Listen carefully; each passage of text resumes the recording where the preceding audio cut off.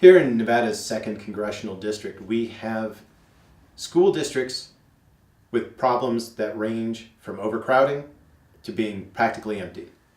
And throughout Washoe County, they're bursting at the seams.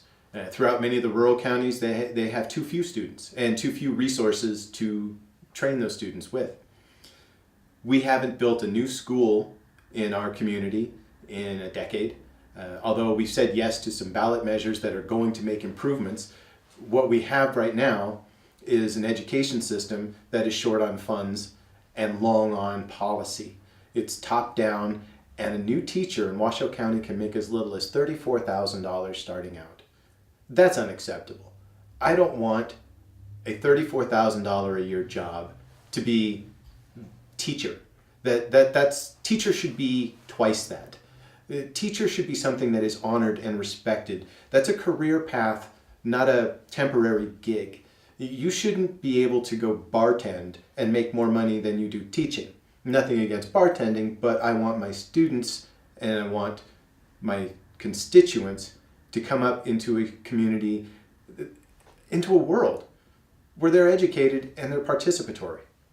You can't expect underpaid, understaffed, under-encouraged people to perform at their best. We do well when our needs are met and when we're made to understand that what we're contributing matters.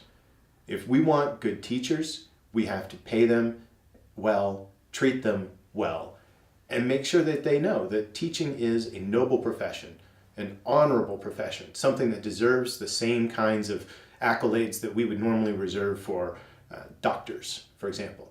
They're just as important. I want to see teachers revered like they used to be in other civilizations. There was a time when being a teacher was some of the greatest marks of success, and we've let that go.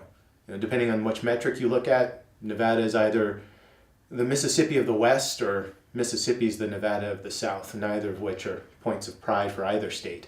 And we can do better than this. We have to spend more money to do it though, but we also need to look at our structure.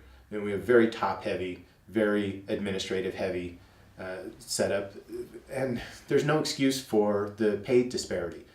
$34,000 a year for a new teacher, $340,000 a year for a superintendent. I think we can narrow that gap, and we can probably do away with a lot of the pieces in the middle.